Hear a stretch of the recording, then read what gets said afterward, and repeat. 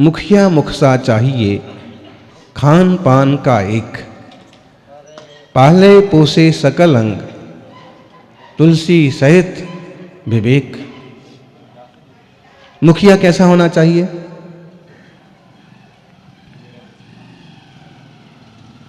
मुखिया चाहे समाज का मुखिया हो, चाहे जिनालय का मुखिया हो, चाहे गांव का मुखिया हो, चाहे घर का मुखिया हो, मुखिया कैसा होना चाहिए? मुखिया मुख सा चाहिए। मुखिया मुख सा चाहिए, मुख जैसा होना चाहिए। दो अर्थ हो सकते हैं इसके। दो अर्थ ऐसे हो सकते हैं कि मुख जैसा होना चाहिए कि जैसे हम मुख को, चेहरे को ज्यादा सजाते हैं, संभाल के रखते हैं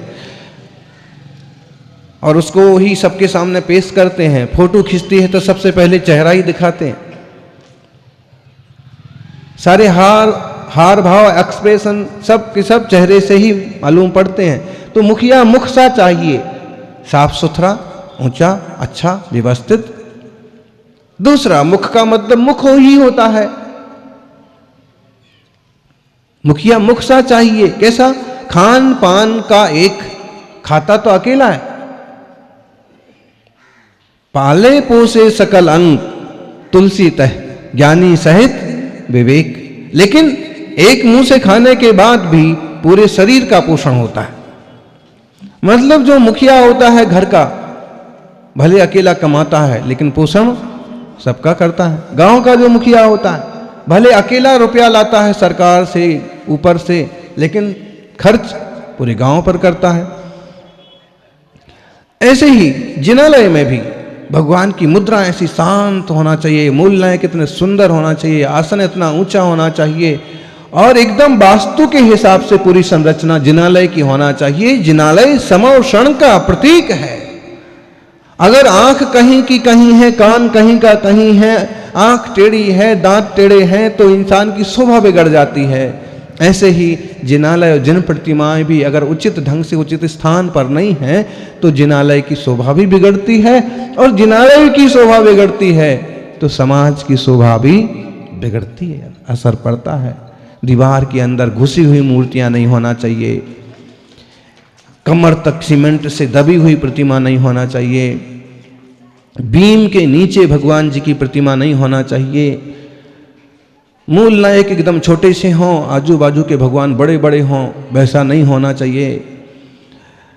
छत्र चमर भावमंडल वगैरह सभी के सभी अष्ट प्रातिहारी होना चाहिए। देखिए बहुत कम जीव मिलेंगे जो पिच्छीधारी बने हों, जिनने संयम का मार्ग लिया हो। अरे भाई, जीवन का सारांश संयम है, साधना है। सज्जातित्व, सदगृहस्थत्व, सुरेंद्रता, पारिव्राज्य, साम्राज्य, कैवल्य, परम स्थान इंसान बन गए और जिन शासन में जन्मे बहुत बड़ा सौभाग्य है। सज्जातित्व गए, सदगृहस्थ बने। फिर लोग आजकल जाति पाति का ध्यान ही कहाँ रखते हैं। जाति पाति का ध्यान रखना चाहिए, भेदभाव नहीं करना चाहिए। आप कहोगे मतलब यह है कि जो परंपराएं चल रही हैं उनका सम्मान करना चाहिए, लेकिन किसी को गैर और हीन नहीं गिनना चाहिए। और इसका मतलब ये भी नहीं है कि आप अपने कुल और जाति की व्यवस्था ही बिगाड़ डालो, वो भी उचित नहीं है। क्योंकि संकरित बीज जो होते हैं ना, बहुत ज्यादा अच्छे नहीं होते। ना गधा ना घोड़ा, उनको क्या बोलते हैं? खच्चर बोलते हैं। मतलब दोनों ही जाति अलग लोग हैं, दोनों से च्युत हो गया। तो जो व्यवस्था है उसका सम्मान का, सज्जातित्व की व्यवस्था है, ध्यान रखना चाहिए। बच्चों को समझाना चाहिए कि स्कूल जा रहे हो, कॉलेज जा रहे हो, बाहर पढ़ने के लिए जा रहे हो, लेकिन ऐसा कुछ नहीं करना कि जिससे तुम्हारा जिन धर्म छूट जाए।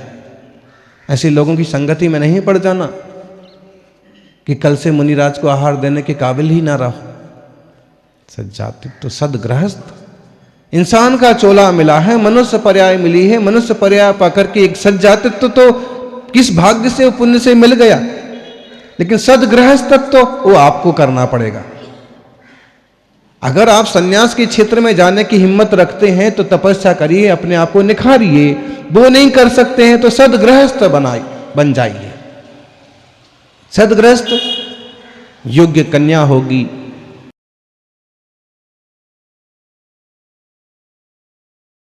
योग्य वर होगा, योग्य रीति नीति से गृहस्थी में प्रवेश होगा और वह देवशास्त्र गुरु की साक्षी में और धर्म ध्यान पूर्वक जीवन जीने के लिए गृहस्थी का रास्ता स्वीकार किया जाएगा, ताकि योग्य संतान हो और जिन धर्म की प्रभावना और धारा चलती रहे।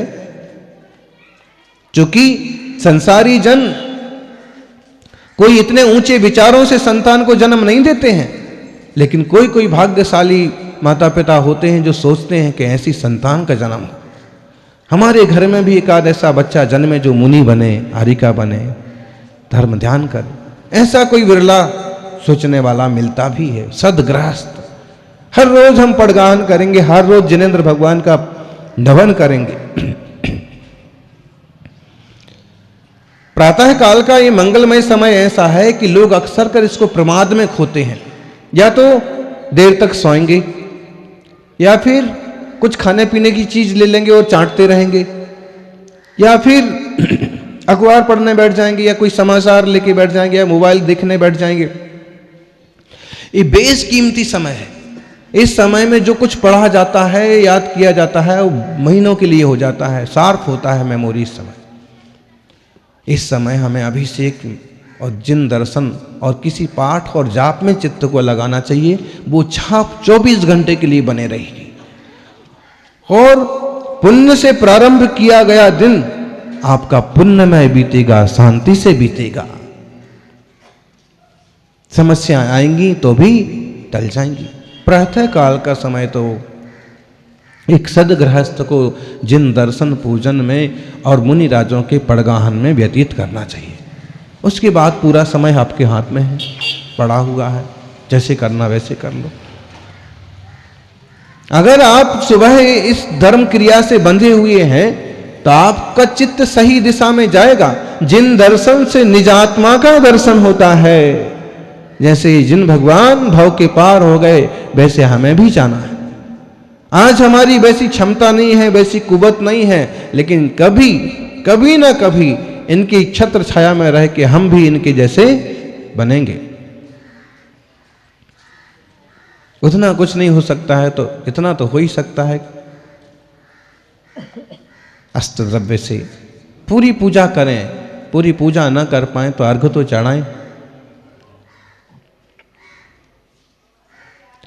सज्जातित्व सदगृहस्थ।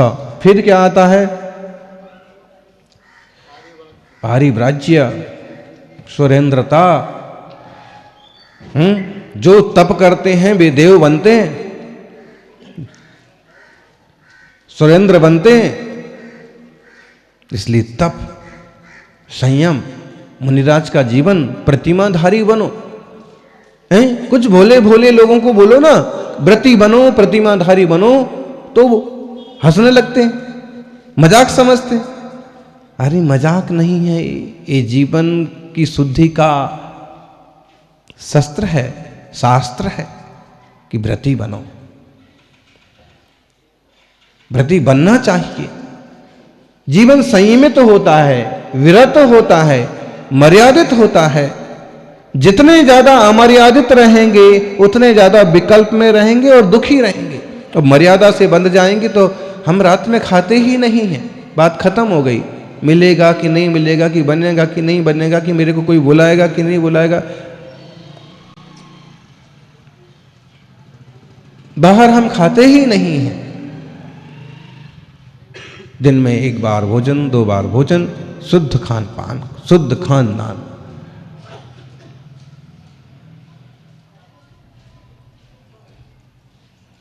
व्रत संयम बहुत जरूरी है।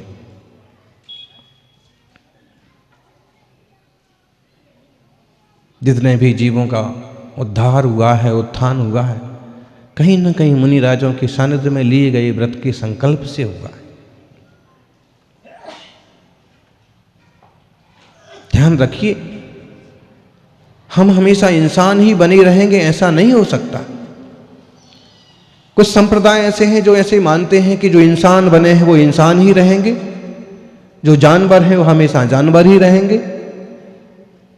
कुछ लोग मानते हैं ऐसा कि जो देवता है वो देवता ही रहेंगे, जो भगवान है वो भगवान ही है, कोई किसी में ट्रांसफर नहीं हो सकता है, किसी की कोई पर्याय नहीं बदल सकती है। आज हम इंसान हैं, हम इंसान ही इंसान बनते रहेंगे।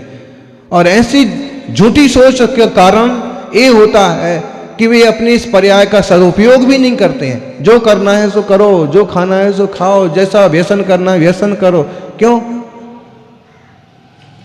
जबकि सच्चाई ये है कि जैसा कर्म करेगा जीव वैसी पर्याय इसको भोगना पड़ेगी, वैसा रूप मिलेगा, वैसा देह मिलेगा। और इंसान भी मर करके देव हो सकता है और देव भी मर करके इंसान बन सकता है। जिन लोगों को धर्म बुद्धि रहती है, जिन लोगों का सदाचारमय विनम्र जीवन रहता है, समझ लो कोई भाग्यवान जीव है जो किसी देव पर्याय से भी आया होगा। और जो लोग हमेशा क्रूर ही रहते हैं, मरने मिटने को तैयार रहते हैं, हमेशा बुरा सोचते हैं, बुरा बोलते हैं, समझ लो कि कहीं ना कहीं नरक पर्याय का जीव है। हमेशा भौंकते रहते, चिल्लाते रहते, चीखते रहते हैं, कुत्ते की तरह आवाज निकालते रहते हैं। हो सकता है तिरंच पर्याय से आया होगा ये जीव। 4 गतियों में जीव जाता है, सब गतियों में से आता है। भाई, नारकी मर करके भले देव नहीं बन सकता और देव मर करके भी नरक नहीं जाता है, ये सत्य है। लेकिन इंसान की पर्याय में तो कोई भी आ सकता है। नारकी मर करके भी इंसान हो सकता है, देव अपना शरीर पूरा आयु पूरी करके शरीर छोड़ करके मनुष्य हो सकता है, मनुष्य मर करके वापिस मनुष्य हो सकता है, और जानवर भी मर करके इंसान की योनि में आ सकता है। ऐसे ही इंसान मर करके देव में जा सकता है, नरक में जा सकता है, तिरंच में जा सकता है, मनुष्य भी हो सकता है। ऐसे ही जानवर मर करके देव पर्याय में जा सकता है, नरक में जा सकता है। जाते हैं। अति संक्लेश भाव ते मरियो, घोर शुभ्र सागर में पर्यो। अत्यंत क्लेश भाव से अगर जीव मरेगा तो कहां जाएगा? बोलो ज्ञानी, समाधि मरण की, शांति से मरण करने की जरूरत क्या पड़ी है? ये पड़ी है कि अगर अति संक्लेश भाव से मरेगा तो दुर्गति का पात्र बनेगा। और संक्लेश भाव नहीं होंगे, ज्ञान होगा, विवेक होगा कि भाई आयु पूरी हो रही है, जाना ही है, बस आज मैं भगवान का दर्शन कर लूं, कि मुनिराज का दर्शन कर लूं, उसके बाद चला आऊंगा। मुझे कोई नमोकार मंत्र सुनाए, कोई मेरा सब कुछ त्याग करवा दे, मैं बहुत शांति से किसी प्रकार का विकल्प लेके न जाऊं, बहुत शांति से जाऊं। क्यों? इससे क्या होगा? सहज सरल परिणाम से जाएगा तो सहज सरल सीधी देव गति में जीव का जन्म हो जाएगा। और ऐसे परिणाम उन्हीं जीवों के होंगे जिनने पहले देवायु का आश्रय बंध किया है। जिनने खोटी आयु बांध ली है वो तो मरते मरते भी दूसरों के बिगाड़ की बात करेंगे, क्लेश करेंगे, दुख करेंगे, और नमो अरिहंताणम बोलने की बजाय बेटे बेटियों को, पोते पोतियों को याद करेंगे। लेकिन सुधर जाता है भाव गुरु के सानिध्य में। नंदेसर में एक दादी को लाए कि बोले इनकी 7 प्रतिमा हैं और काफ़ी समय से अस्वस्थ हैं, लेकिन फिर भी ये पूरा सोले का ध्यान रखते और अपने हाथ से ही भोजन बना के कर रहे थे, लेकिन 2 दिन से इनसे कुछ भी नहीं हो रहा है, मंदिर नहीं जा रही है, इनकी बहुत भावना थी दीक्षा लेना दीक्षा लेना।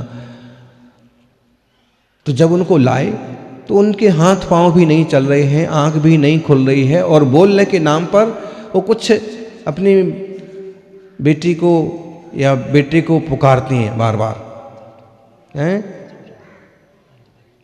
95 ईयर की।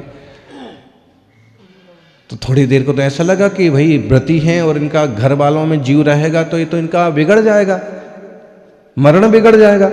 मरण तो शांति से होना चाहिए। जन्म तो सबका रो रो करके ही होता है, मरण तो कम से कम प्रसन्नता पूर्वक देह का विसर्जन हो और नई पर्याय में जीव जाए बिना क्लेश के।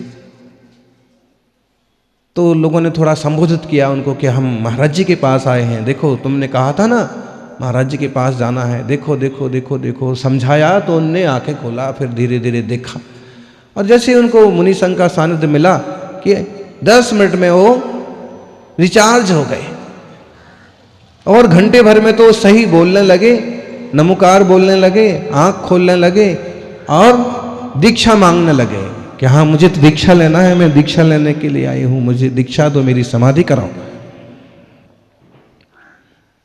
मेरी प्रतिमा है, मेरे व्रत हैं। तो उनको कहा कल सुबह तक देंगे, कल देखेंगे और विचार कर लो। विचार क्या कर लो, जा ही रहे हैं, लेकिन फिर भी सुबह तो अपने पांव से चल के आ गए और कहने लगे कि दीक्षा तो। संयम की भावना में बहुत पावर होती है, गुरु के सानिध्य में बहुत शक्ति होती है। दीक्षा हुई और निर्मल परिणाम से शांति पूर्वक 7 उपास नहीं, एक दिन छोड़ करके 1 गिलास पानी लेते थे, इस टाइप से 7 उपास हो गए और बहुत अच्छे से शांति से समाधि पूर्वक मरण हो गया। नाम रख दिया, अंधेश्वर तीर्थ में थे तो उनका नाम भी रख दिया अंधेश्वर मती माता जी।